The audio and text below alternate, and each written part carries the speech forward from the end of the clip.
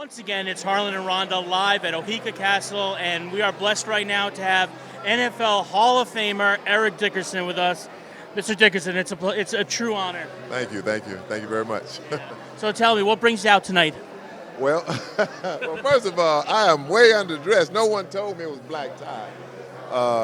And I came from Southern Cal. Well, I just came from Coeur d'Alene, Idaho, in a golf tournament, heading to Canton, Ohio, from here to the Hall of Fame. So I don't have the right attire. I have a Hall of Fame jacket upstairs. I'm not going to wear down here. Can you please wear the Hall of Fame jacket? Come on, wear it. No, I'm not wearing that jacket. No way. I didn't like that jacket. Tight that fiddle be. I'm looking like a golfer, so I'm sorry, but I'm glad to be here. I mean, for the foundation, I'm glad to be here.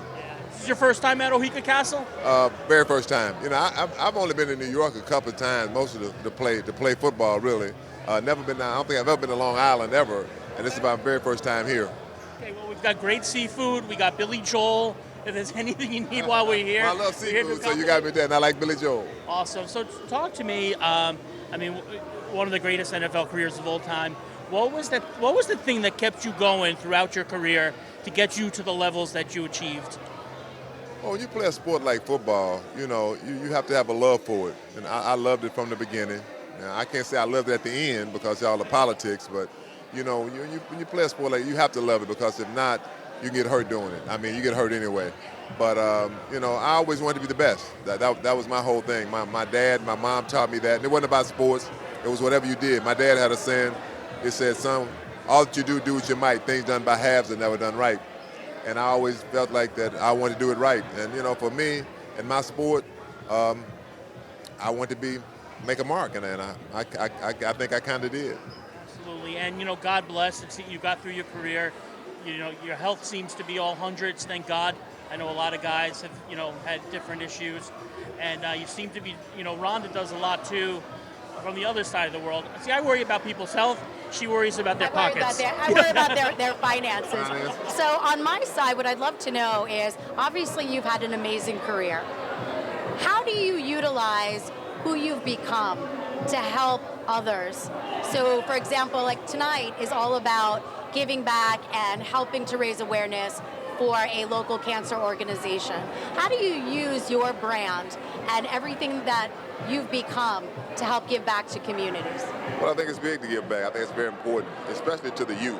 I mean, I think the youth that's our foundation. I mean, once upon a time, I was a young kid, and somebody talked to me, you know, and I think that's what it's all about. I mean, you know, playing a sport like football, you can reach a lot of people. I mean, because the NFL and NBA and Major League Baseball, sports is a big, that's a big entity, and everybody loves athletes, you know, and they want to be an athlete at some point, or they want to be a musician or an actor.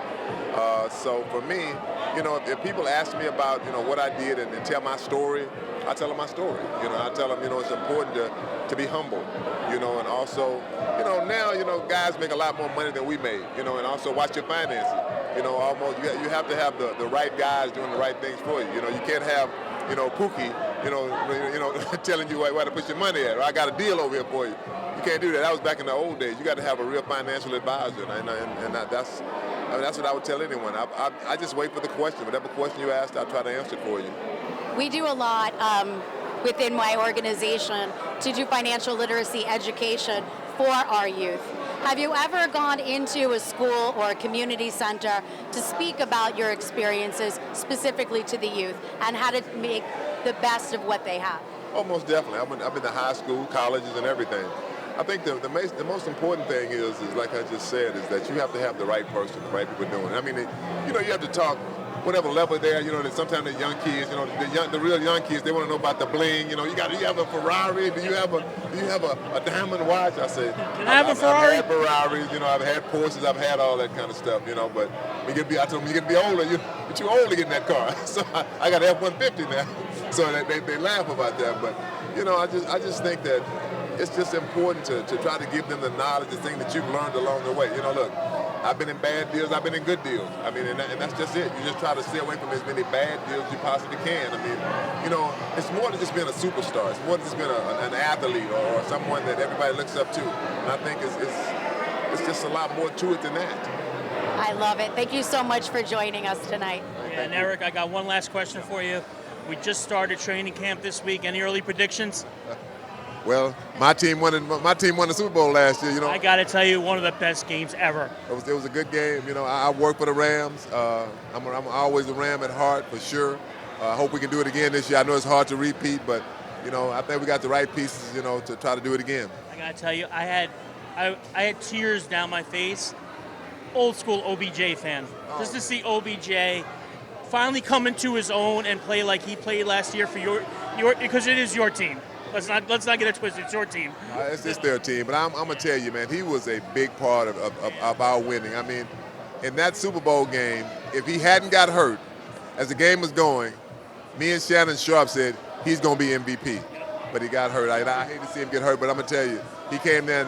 He was a true professional the whole time he was there. And it's amazing how the media can sometimes take things out of proportion, make you something that you're really not. Look, we add to it a little bit. But I'm telling you, man, he was a great addition to our football team.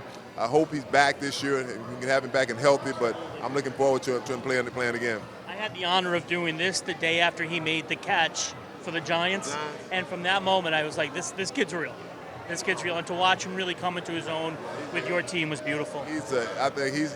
I mean, I always liked him. I mean, but you know, to be around him and watch him play, you know, from day to day. I mean, a team player. He's truly a team player. Yep. Eric, thank you so much for your time. It's been a real honor. Thank you. All right.